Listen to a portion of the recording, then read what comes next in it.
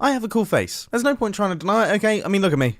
Look at that mustache, those beautiful eyes, that hairline, it's all perfect. So I've decided I want to make a piston door that has my face on it. Like this.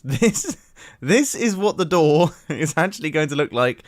And I mean, this is silly even by my standards. Imagine how self-centered you'd have to be to build a door that is just your face. Your face opens to allow you in somewhere. I absolutely love this idea. I did it when I hit 200,000 subscribers on YouTube, but the scale was considerably smaller. But now that we have honey blocks, we can do some pretty interesting stuff. And as you can see, I've kind of laid out a bunch of pistons here just to work out how on earth I could potentially open this up.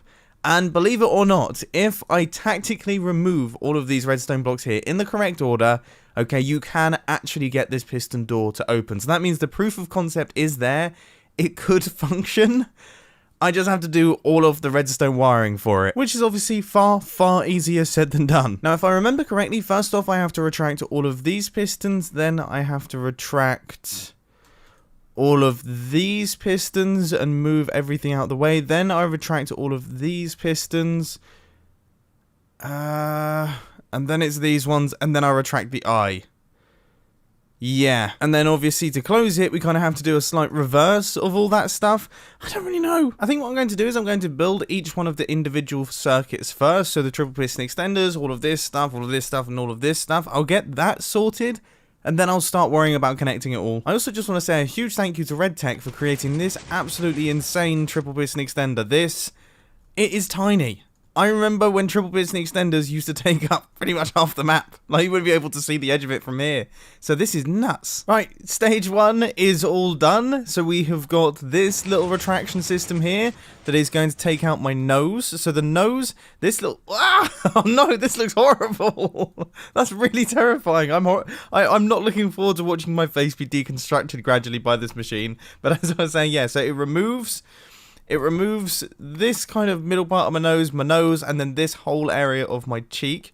And then the next thing that goes is the full mustache, and these also go pretty early too. Now, for the full mustache, I've had to do some pretty interesting bits. So we've got a fairly similar circuit. If you look at the bare bones thing over here, you can see that they are almost identical with the way that they should be working. But I've had to do a little extra something, which is this pink line right here, which will just extend the first piston on the push. Because I think this is 11 blocks in total, this mustache and the skin and everything that has to be pushed. And that means that this back piston here, if we count that piston and that piston, it can't push it. Okay, it's over the push limit. So that means that we have to do a bit of premature firing and then fire the full set of pistons. But it should now all be working. If I remember correctly, we have to fire the top one first. That puts that segment in place. So that's all working. And then we fire this one. And that goes across, and that is my mustache replaced, and then all of these bottom ones extend. And there is my face, reconstructed. It's looking cool. And then on the retraction, it's kind of the opposite. So we retract these ones first, then we do this one. That will take that slice out, and then we do this one, and that will take that segment out. So this is going pretty well. I mean, we have removed a decent amount of the face there. And of course, for those of you who aren't really familiar with building piston doors like this, the reason I'm only working on one side is because the opposite side is of course going to be a direct mirror. So I'm going to do all of the redstone and all of the circuitry for this side, and then I'm just going to have to rebuild it again, but mirrored, which is by far one of the most frustrating experiences in the world, because always things go wrong. Next step of the process has been completed, leaving just my eye behind. We're actually making really strong progress here. So you can see my hairline and some of my forehead gets pushed downwards, and then here it is being all retracted out the way. And there wasn't really too much crazy that has to happen with this one, apart from just that little block retraction right there. That's the only kind of interesting thing that I had to do.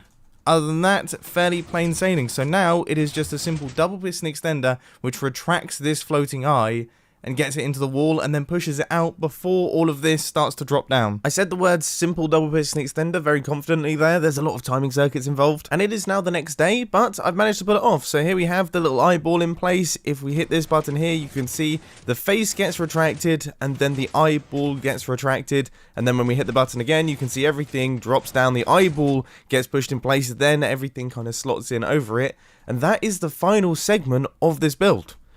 So that is the final circuit. And that means that the entirety of this side of the door has now been opened up. How big is this, by the way? It's 6x7. That's huge. That's a massive piston door. I remember the days before honey blocks were introduced into the game. A 6x7 door would be about...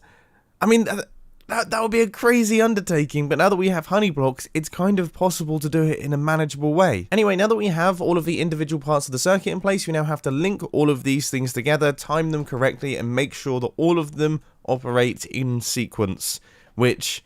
yes, can be quite tricky. And it all starts with some pulse extenders. You see, I built all of these circuits to be used with a stone button, which is a 10-tick redstone pulse. But when we're actually activating this thing, we're going to be using levers, so that means that I've created some 10-tick pulse generators that run into each one of these circuits, so now they should be easily connectable. I need to stop using the word easy and simple when I'm describing these things, because I imagine it won't be. Except it might be. It might actually be simple, because I've just taken a look, and it turns out the opening sequence goes top, middle, bottom, and then the closing sequence goes top, middle, bottom. They're exactly the same, which means... actually, we can do away with all of this pulse extender stuff, and we can just have a button, because the opening and closing sequence somehow are identical. I've never had that happen before. This is all very odd. Right, I'm just going to give this a go. Okay, I've made a backup, so that shows you how much faith I have in this system actually working first time.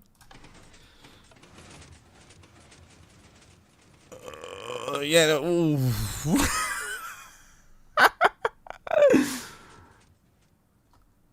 Well,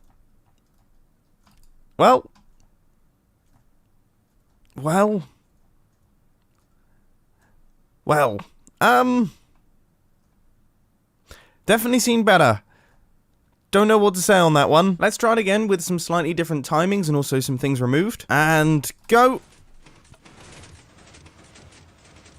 Okay, that's more promising. Ooh. Why is that firing and then retracting? That doesn't make any sense. It turns out it was all to do with the fact that I was using pistons to send signals downwards. So, for example, in this situation right here, I would have had a piston and then I would have had a redstone torch and that would run the signal across. But what you have to remember is that a piston, it takes 1 tick to extend but 0 ticks to retract, which means that your signal is shortened by 1 tick every single time you send a redstone signal with a piston, and that meant that, yeah, the signal was gradually getting shorter and it was breaking all of my piston extenders. But now I've fixed that, I've done a little bit of testing, and everything seems to be working, and it looks totally ridiculous. So here is kind of my cheeks being put in place, my chin's been installed, and then across comes the mustache, and there we go. We have got ourselves one full Mumbo face, and then when we hit the button again, everything gets peeled away like some kind of horrific horror movie. I mean, it's a bit of a terrifying redstone contraption, but it works. So now I have to do the laborious task of repeating all of this, building every single piece, block by block, repeater by repeater, redstone dust by redstone dust, on the other side, mirrored.